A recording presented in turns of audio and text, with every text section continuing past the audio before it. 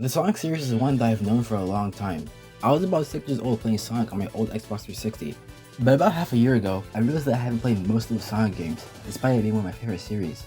So for the last few months, I've kind of just been playing a lot of Sonic games for the first time, and revisiting ones from my childhood. Now that I've played all the mainline Sonic games, and a few extras, I'm ranking them on a tier list. Wow, this is an original video idea! I'll assume you've at least seen what most of the Sonic games are about, so I won't go into detail for each game. I'll mostly just say my opinions. You know what a tier list is, so let's get started. Honestly, there's not much to say about the first Sonic game. The baseline for the series is all here. It gets it in a little fast as possible by keeping your momentum from slopes, ramps, and loopy loops. It's slower paced than other Sonic games. They hadn't fully established momentum-based gameplay yet. Despite that, it's still fun today. It aged well and was a great starting point for the series. The gameplay in Sonic CD has more exploration, and it's not that fun. The level design is annoying and the time travel gimmick doesn't help.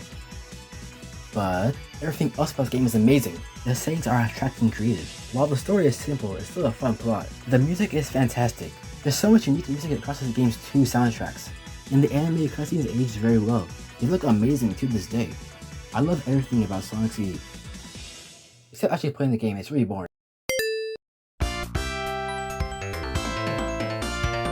This is what Sonic 1 should have been. They basically just took all the good parts of Sonic 1 and just made more. The levels in Sonic 2 let you go faster than Sonic 1 ever did. The music, the bosses, the story, everything just a better version of Sonic 1. Not much else to say. It's just more of Sonic 2. The story, characters, bosses, levels, music, sprites, it's all just superior. I really like this game, but there's nothing to say other than just a better version of Sonic 2.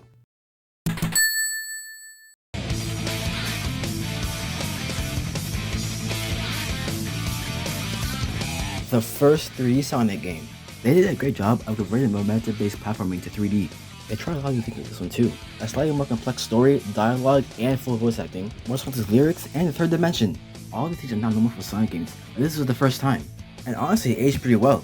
Multiple playable characters works really well in this game too. All of them are fun to play, and none of them always say they're welcome. I also really like the story of this game, and Chaos is now one of my favorite Sonic villains, and he doesn't even talk. The cutscenes look kinda stupid, but I like the stupid. Overall, a great game.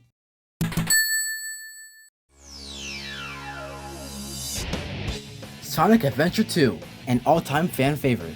Everything about the game is grander than the last. Bigger story, more characters, more diverse gameplay, different styles of music, better cutscenes. Just about everything was increased in scope. Honestly, the only thing I personally think is worse than Adventure 1 is the gameplay. The speed stations are more linear, the mech stations are just boring, and the funny stations are worse because they have completely original levels, not the reused ones that you only have to play out characters' stories. Other than that, it's just a bigger, better Sonic adventure.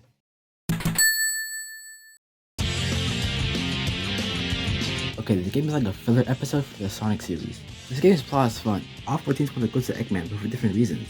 And the new villain, I just don't want to spoil you, the game's over 20 years old and very well known. I didn't know about the new villain until I played it the first time, so I'm not going to spoil it. Or you can call it new villain for just, it's really cool and imposing. The gameplay is a little bit combat focused, but it's somewhat repetitive. The gameplay is alright in my opinion. I love this game's art style though. It's a good mix of simplicity and detail.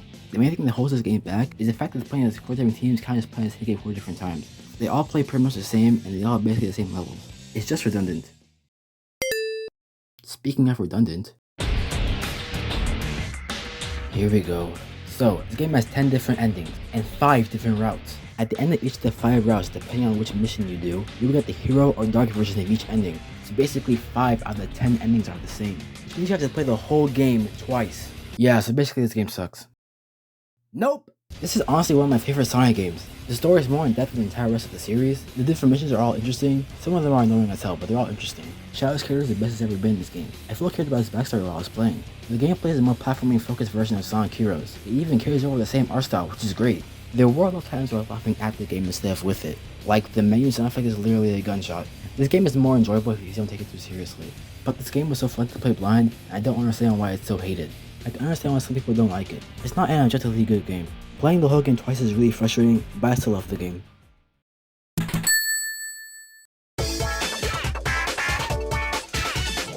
This game has the best vibes. The story is the perfect amount of depth for a Sonic game. The gameplay is the best version of the Sonic Advance games. It's fast paced while still having more depth than just holding rights. I really love the low poly DS aesthetic, even though it's made by technical limitations. I didn't play too many DS games growing up, but this game is still really nostalgic. The music is more than amazing. Every song here is great. They should get Hideki Nakanuga to do more Sonic stuff, because his style fits so well for this series. This game is just overall amazing.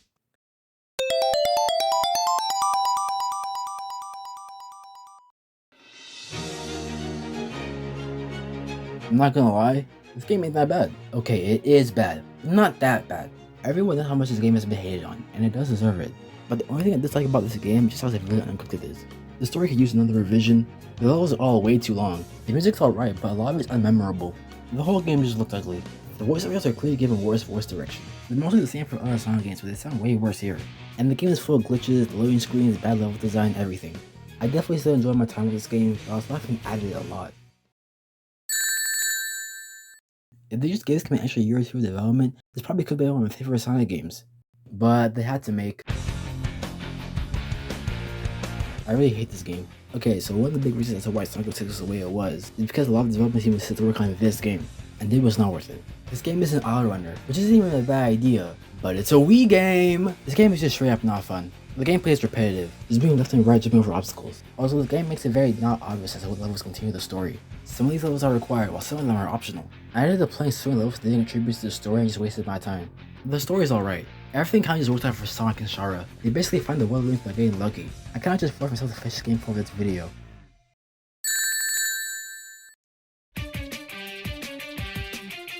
It's the same as the last one, but a little bit better. It's a pseudo-sequel to Sonic and the Secret Rings, because it has a lot of very similar story and gameplay elements. In my opinion, it's just a more tolerable version of Secret Rings, and they actually wanted to finish the game this time. The gameplay, story, music, visuals, everything's just better and more interesting. I still think it's just alright, but a huge improvement from the other storybook series game. This is it, the best Sonic game. After the failure that was Sonic 06, you expect the next three games to also be bad, but nope. I have a lot of good to talk about, so let me just run through everything I like about this game. The story is very creative and well thought out. I think it does a good job of being interesting without taking itself too seriously. The gameplay is amazing. The daytime and nighttime stages are both fun. Everyone says that dislike the nighttime stages, but I think they're just as fun as the daytime stages. Just a little bit too long. The presentation of this game is beautiful. The music, the visuals, the animations, the voice acting, the CGI cutscenes. Bro, the CGI cutscenes, just look at this! This game took a big leap from Sonic 06 in both quality and creativity. I'm glad Sega took the risk to try something new with this game, because it paid off so well.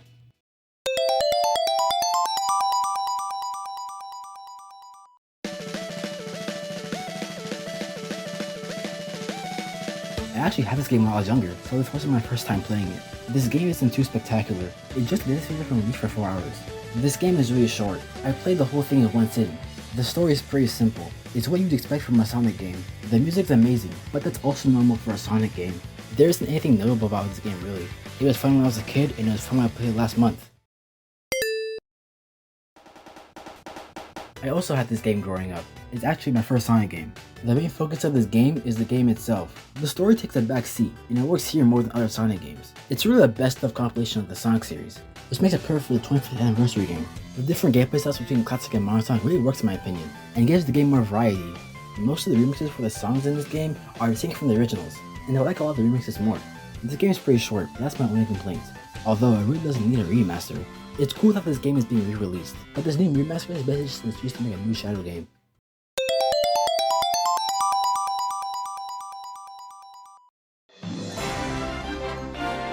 This is another game that's just alright. They tried to do something new with the level design. It's like Mario Galaxy where you can go around the ground.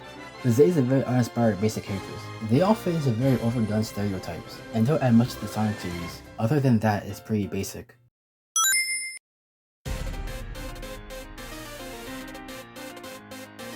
Everyone hates this game, but it's another just alright one. Gameplay is generic. It's definitely the worst of the Boost formula games. The story is undercooked. Everything happens way too quickly, and Infinite's backstory is so vague. The game's short, the music's good, and that's it. Also, Classic Sonic does not need to be here. They just wanted to do a crossover with Woo! Sonic Mania! Yeah! This game is peak. I've played so much ever since the day it came out. I've 100% the game, got all the big secrets you can do, everything. Basically, I love this game. It's everything 2D Sonic games were made to perfection. The levels are all replayable, the music is amazing, the sprite artwork is so good, it's the momentum-based platformer we all know at its best. Not much else to say.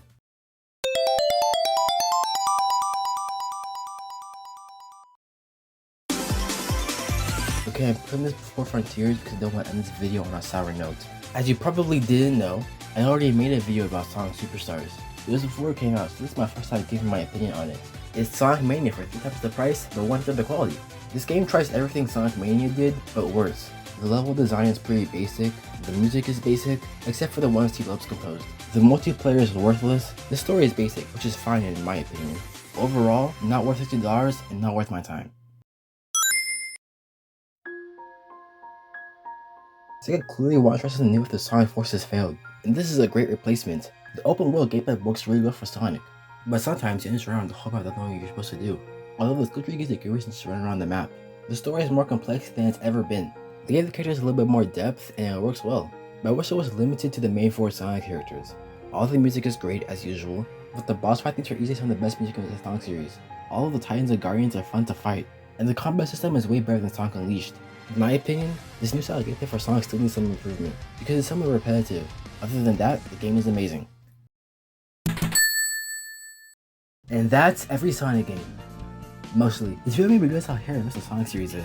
The C-tier games always think are just alright, and almost half the games on the list are C-tier or below. Regardless if some Sonic games are boring, glitchy, or low-key ugly, the Sonic series is always the one I have good memories with.